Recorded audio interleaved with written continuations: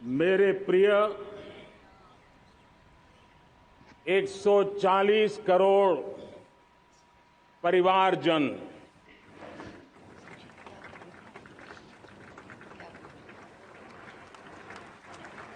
दुनिया का सबसे बड़ा लोकतंत्र और अब बहुत लोगों का अभिप्राय है कि जनसंख्या की दृष्टि से भी हम विश्व में नंबर 1 पर है। इतना बड़ा विशाल देश, 140 करोड़ देश के मेरे भाई बहन, मेरे परिवारजन आज आजादी का पर्व मना रहे हैं। मैं देश के कोटि कोटि जनों को, देश और दुनिया में भारत को प्यार करने वाले, भारत का सम्मान करने वाले, भारत का गौरव करने वाले कोटि कोटि जनों को आजादी के इस महान पवित्र पर्व की अनेक अनेक शुभकामनाएं देता हूं। मेरे प्यारे परिवारजन, पूज्य बापू के नेतृत्व में असहयोग का आंदोलन, सत्याग्रह की मूवमेंट और भगत सिंह, सुखदेव, राजगुरु जैसे अनगिनत वीरों का बलिदान, उस पीढ़ी में शायद ही कोई व्यक्ति होगा जिसने देश की आजादी में अपना योगदान न दिया हो। मैं आज देश की आजादी के जंग में जिन जिन ने योगदान दिया है, बलिदान दिए हैं, त्याग किया है, तपस्या की है, उन सबको आदरपूर्वक नमन करता हूं, उनका अभिनंदन करता हूं। आज 15 अगस्त महान क्रांतिकारी और अध्यात्म जीवन के ऋषितुल्य प्रणेता श्री अरबिंदो की 150वीं जयंती पूर्ण हो रही है। ये वर्ष स्वामी दयानंद सरस्वती के 150वीं जयंती का वर्ष है। ये वर्ष रानी दुर्गावती के 500वीं जन्मशती का बहुत ही पवित्र अवसर है, जो पूरा देश बड़े धामधूम से मनाने वाला है।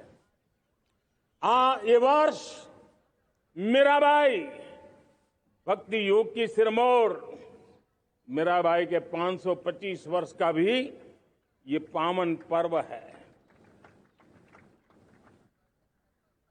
ये बार जो 26 जनवरी हम मनाएंगे, वो हमारे गणतंत्र दिवस की 75वीं वर्षगांठ होगी। अनेक प्रकार से अनेक अवसर, अनेक संभावनाएं राष्ट्र निर्माण में जुटे रहने के लिए पल पल नई प्रेरणा, पल पल नई चेतना, पल पल सपने, पल पल संकल्प, शायद इससे बड़ा कोई अवसर नहीं हो सकता। मेरे प्यारे परिवारजन, इस बार प्राकृतिक आपदा ने देश के अनेक हिस्सों में अकल्पनीय संकट पैदा किए। जिन परिवारों ने इस संकट में सहन किया है, मैं उन सभी परिवारजनों के प्रति अपनी संवेदना प्रकट करता हूं और राज्य केंद्र सरकार मिलकर के उन सभी संकटों से जल्दी से मुक्त होकर के फिर तेज गति से आगे बढ़ेंगे, ये मैं विश्वास दिलाता हूं। मेरे प्यारे परिवारजनों, पिछले कुछ सप्ताह नॉर्थ ईस्ट में, विशेषकर मणिपुर में और हिंदुस्तान के भी अन्य कुछ भागों में, लेकिन विशेषकर मणिपुर में जो हिंसा का दौर चला, कई लोगों को अपना जीवन खोना पड़ा, मां बेटियों के सम्मान के साथ खिलवाड़ हुआ। लेकिन कुछ दिनों से लगातार शांति की खबरें आ रही हैं। देश मणिपुर के लोगों के साथ है।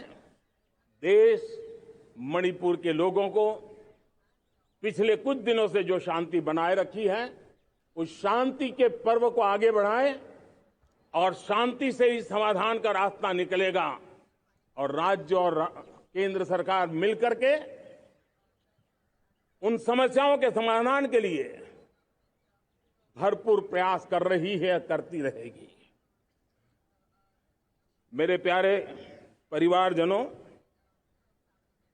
जब हम इतिहास की तरफ नजर करते हैं तो इतिहास में कुछ पल ऐसे आते हैं जो अपनी अमिट छाप छोड़ करके जाते हैं और उसका प्रभाव सदियों तक रहता है। और कभी कभी शुरुआत में वो बहुत छोटा लगता है, छोटी सी घटना लगती है, लेकिन वो अनेक समस्याओं की जड़ बन जाती है। हमें याद है 1200 साल पहले इस देश पर आक्रमण हुआ। एक छोटे से राज्य के छोटे से राजा का पराजय हुआ, लेकिन तब पता तक नहीं था कि एक घटना भारत को 1000 साल की गुलामी में फंसा देगी। और हम गुलामी में जकड़ते गए, जो आया लूटता गया, जो जिसका मन चाहा हम पे आके सवार हो गया। कैसा विपरीत काल रहा होगा वो 1000 साल का। मेरे प्यारे परिवारजनों, घटना छोटी क्यों ना हो, लेकिन 1000 साल तक प्रभाव छोड़ के रही है। लेकिन मैं आज इस बात का जिक्र इसलिए करना चाहता हूं कि भारत के वीरों ने इस कालखंड में कोई भूभाग ऐसा नहीं था, कोई समय ऐसा नहीं था जब उन्होंने देश की आजादी के लौ को जलता न रखा हो, बलिदान की परंपरा न बनाई। मां भारती बेड़ियों से मुक्त होने के लिए उठ खड़ी हुई थी, जंजीरों को झकझोर रही थी और देश की नारी शक्ति, देश की युवा शक्ति, देश के किसान, देश के गांव के लोग, मजदूर, कोई हिंदुस्तानी ऐसा नहीं था जो आजादी के सपने को लेकर के जीता न हो। आजादी को पाने के लिए मर मिटने के लिए तैयार होने वालों की एक बड़ी फौज तैयार हो गई थी। जेलों में जवानी खपाने वाले अनेक महापुरुष हमारे देश की आजादी को, इन गुलामी की बेड़ियों को तोड़ने के लिए लगे हुए थे। मेरे प्यारे परिवारजनों, जनचेतना का वो व्यापक रूप, त्याग और तपस्या का वो व्यापक रूप, जन जन के अंदर एक नए विश्वास जगाने वाला वो पल आखिरकार 1947 में देश आजाद हुआ। 1000 साल की गुलामी में संजोए हुए सपने देशवासी पूरे करते हुए देखे। साथियों, मैं 1000 साल पहले की बात इसलिए कह रहा हूं, मैं देख रहा हूं फिर एक बार देश के सामने एक मौका आया है। इस ऐसे कालखंड में हम जी रहे हैं, ऐसे कालखंड में हमने प्रवेश किया है और यह हमारा सौभाग्य है कि भारत के ऐसे अमृत काल में, यह अमृत काल का पहला वर्ष है, या तो हम जवानी में जी रहे हैं या हम मां भारती की गोद में जन्म ले चुके हैं।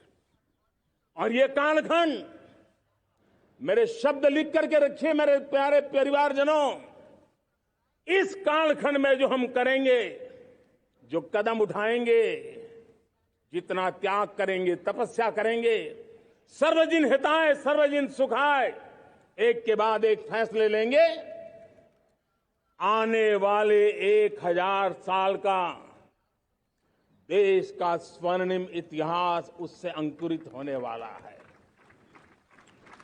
इस कालखंड में होने वाली घटनाएं आगामी 1000 साल के लिए इसका प्रभाव पैदा करने वाली है। गुलामी की मानसिकता से बाहर निकला हुआ देश पंच प्राण को समर्पित होकर के एक नए आत्मविश्वास के साथ आज आगे बढ़ रहा है। नए संकल्पों को सिद्ध करने के लिए वो जी जान से जुड़ रहा है। मेरी भारत माता